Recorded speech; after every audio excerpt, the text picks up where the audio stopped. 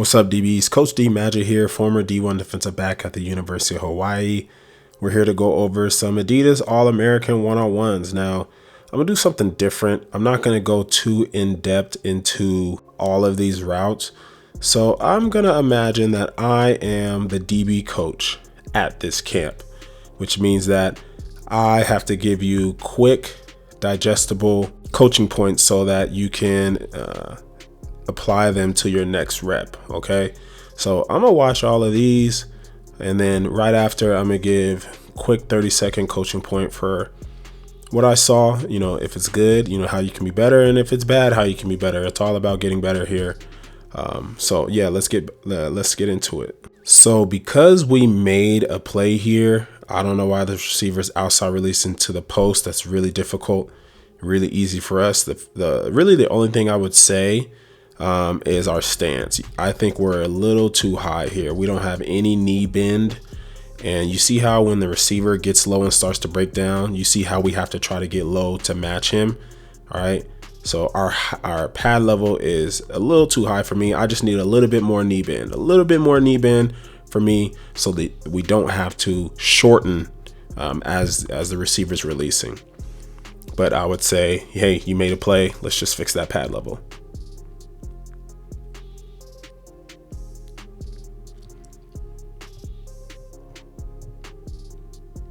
All right, so for you guys that think he's guessing or wondering why or how the DB knew to kind of jump inside, first thing I would say is you always got to be aware of how wide your feet are, even if you're a long corner, because usually when your feet are wide, all right, it's hard for you to take any lateral steps. You're going to be doing the splits. All right, so when your feet are wide, it's going to be hard for you to take lateral steps. So when he throws his hands, you see how his hands are outside of his feet. All right. He can't really move his feet with his hands. He has to, when we get contact, we got to cross over because our base is too wide. So beware of your base. And then the reason why he's slicing inside is the 75% rule. So usually if you get an inside release, 75% of the time, you're going to get an in breaking route. I would just say, there's entirely too much separation here. We need to close space to that hip, be more patient because we overrun it.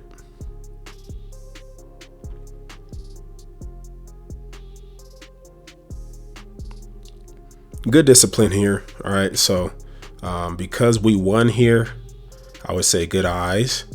But in a perfect world, all right, shoot your shot. He's in front of us. All right. So if you're going to go with this technique, this isn't a soft press technique. You're stepping laterally, you're staying square, you're big at the line of scrimmage, throw a shot, shoot your shot. All right, we see it, or I can't see his eyes, but we should see it. Hopefully we're not looking him in his eyes. We might be a little too high here. But if his eyes are correct, if we're watching this hip, if we're watching the numbers, everything's there, shoot your shot. But good eye discipline here. It looks like our eyes are down here. Good eye discipline, good eye discipline. When a receiver, just as a tip, when a receiver is looking this early, we're about 5-10 yards. A lot of times they're trying to get you to overrun this thinking fade so they can break down. Good discipline.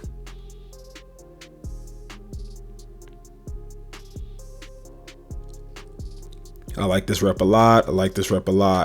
Nice.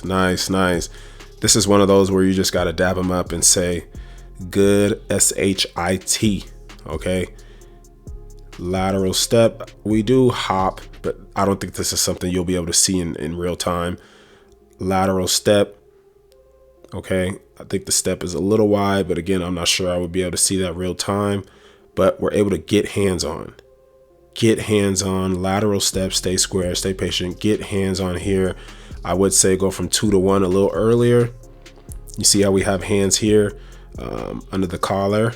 We would be locking our own hips. So go from 2 hand jam to 1. Keep your eyes down. All right. Good job here. Chopping down the arm. Ooh. What is there? Is the receiver pulling our face mask? Something's happening, but good job understanding back shoulder, getting remaining chest to chest and just squeezing, making it difficult. Good rep.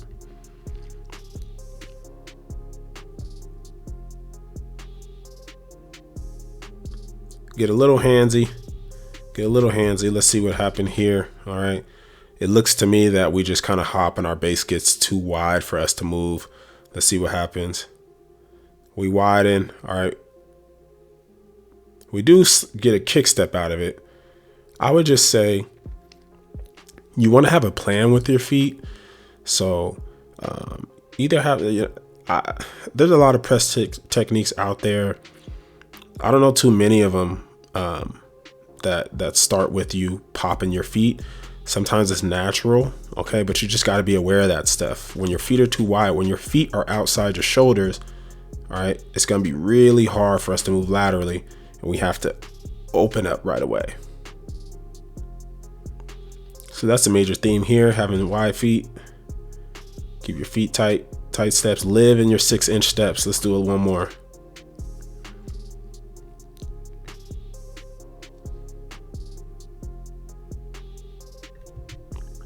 So on this one, I would just say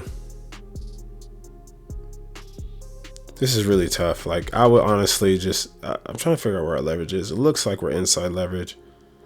I would just try to encourage DBs to not be too, not to just mirror all the time. That's what I would say.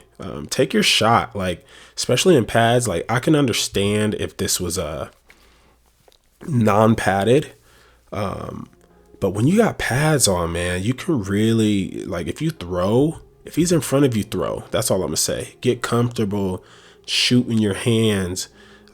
When you got good eyes, you got good feet.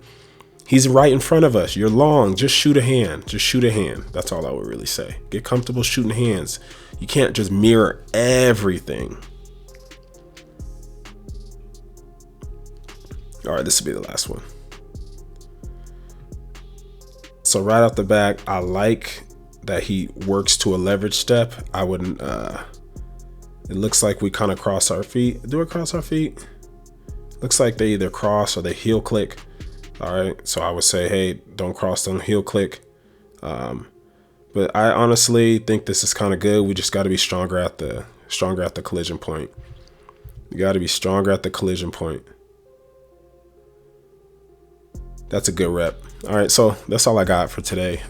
So hopefully you guys learned something. But the biggest coaching point that I gave guys is like their stances and their feet. Like a lot of times when you're too tall, your feet are going to be wide, which means that when you step, you might pop step, or your feet, get outside of your frame, and then you got to open up. That's the biggest thing I saw. Leave some comments on other things you saw.